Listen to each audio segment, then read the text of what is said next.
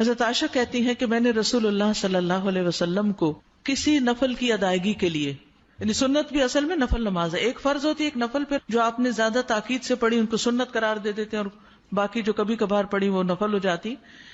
کسی نفل کی ادائیگی کے لیے اتنی جلدی کرتے نہیں دیکھا جتنی جلدی آپ نماز فجر سے پہلے 2 رکعتوں کے لیے کرتے تھے. جلدی پڑھتے نہیں تھے، یعنی اس کی ادائیگی کے لیے آپ فکر کرتے تھے. حضرت عائشہ ہی سے روایت ہے کہ نبی صلی اللہ علیہ وسلم نے طلوع فجر کے وقت 2 رکعت نماز، یعنی فرض کی بات ہے یہاں، آپ نے 2 رکعت نماز پڑھنے کی شان کے بارے میں فرمایا کہ ان کو پڑھنا میرے نزدیک ساری دنیا سے زیادہ محبوب ہے. آپ نے فرمایا جو آدمی عشاء اور فجر کی نمازوں میں آ سکتا ہے تو اس پر لازم ہے کہ وہ آئے، اگرچہ اسے گھسٹ کے کیوں نہ آنا پڑے، یعنی گھٹنوں کے بل یا پیٹھ کے بل گھسٹ گھسٹ کے ہی آنا پڑے تو بھی آئے، لیکن آئے ضرور. کیوں؟ اس لیے کہ جو شخص فجر کی نماز پڑھتا ہے وہ اللہ کی حفاظت میں آ جاتا ہے. رسول اللہ صلی اللہ علیہ وسلم نے فرمایا جس نے صبح کی نماز پڑھی پس وہ اللہ کے ذمے میں ہے، اللہ کی حفاظت میں ہے، اللہ کے ذمے ہو گیا. پس اللہ تم سے اپنی حفاظت کے بارے میں کسی چیز کا مطالبہ نہ کرے.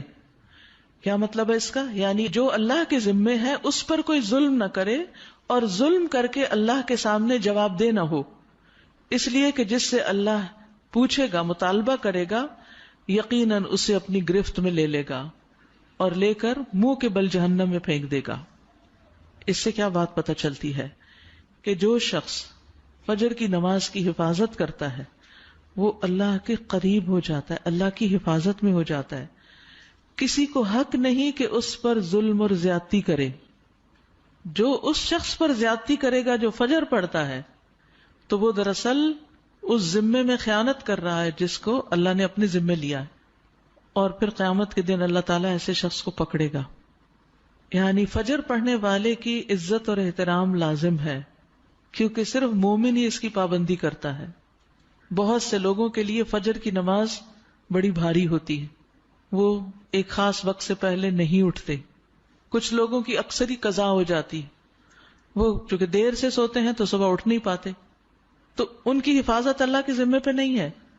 تو اس لیے بہت ہی فکر کرنی چاہیے کہ فجر کی نماز قضا نہ ہو، یعنی کوئی باقی کر لیں، نہیں، کیونکہ باقی تو پھر ہم جاگ ہی رہے ہوتے ہیں نا، تو اذان بھی سنائی دے دیتی ہے اور وقت بھی پتہ چل رہا ہوتا ہے اور دوسروں کو بھی ہم دیکھتے ہیں پڑھ رہے ہیں تو پڑھ ہی لیتے ہیں.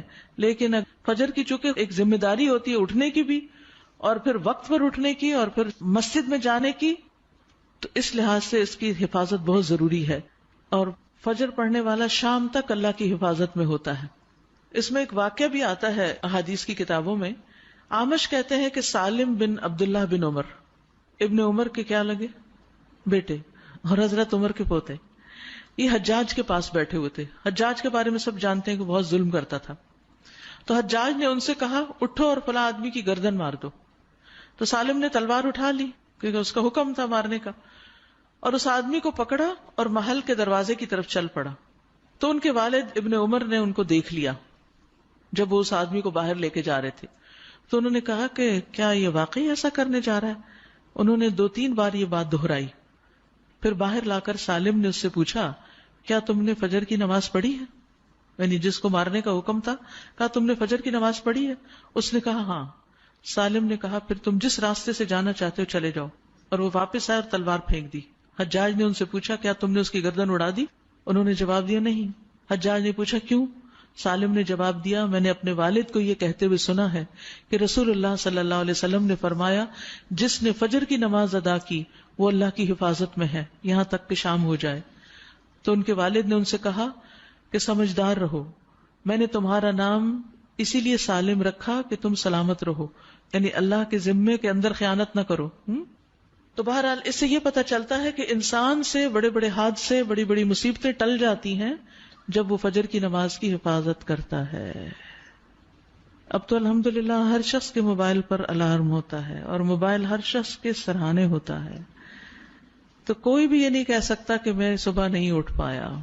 1 نہیں 2 3 الارم لگا لیں، 5 منٹ کے وقفے پہ رکھ لیں اس کو، کیونکہ جو شخص یہ 2 نمازیں پڑھے گا، بخاری میں آتا ہے، وہ جنت میں داخل ہوگا. ایک اور روایت میں آتا ہے وہ آدمی ہرگز دوزخ میں نہیں جائے گا جس نے سورج نکلنے سے پہلے اور سورج کے غروب ہونے سے پہلے نماز پڑھی، یعنی فجر اور عصر کی. اور پھر آپ نے فرمایا ان نمازوں میں سستی نہ کرو اگر تم اللہ کا دیدار کرنا چاہتے ہو، اس طرح کہ جیسے تم 14ویں کے چاند کو دیکھتے ہو اور تمہیں کوئی دھکم پیل کا بھی واسطہ نہیں پڑے گا. یعنی جو ان نمازوں کی حفاظت کرتا ہے وہ اللہ کے دیدار کے قابل ہوگا. اور پھر بعض اوقات لوگ رات قیام کرتے رہتے ہیں، آخر حصے میں سو کے فجر قضا کر دیتے ہیں.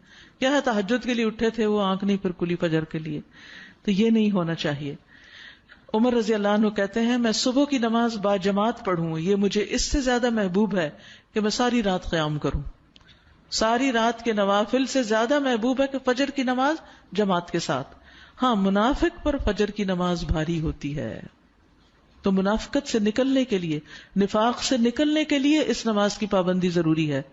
ابی بن کعب کہتے ہیں ایک روز رسول اللہ صلی اللہ علیہ وسلم نے ہمیں صبح کی نماز پڑھائی. اس کے بعد فرمایا کیا فلاں حاضر ہے؟ لوگوں نے کہا نہیں. آپ نے پوچھا کیا فلاں آیا ہے؟ لوگوں نے کہا نہیں. آپ نے فرمایا بلا شبہ یہ دو نمازیں منافقوں پر سب سے بھاری ہیں، سب نمازوں سے زیادہ بھاری، یعنی فجر اور عشاء. اور اگر تمہیں معلوم ہو کہ ان میں کیا کچھ اجر و ثواب ہے تو تم ان میں ضرور آؤ، خواہ گھٹنوں کے بل ہی کیوں نہ آنا پڑے. تو اس لیے خود بھی اور اپنے گھر والوں کو بھی، اپنے بچوں کو بھی اس کا پابند کریں. سبحانک اللہم و بحمدک اشہد ان لا الہ الا انت استغفرک.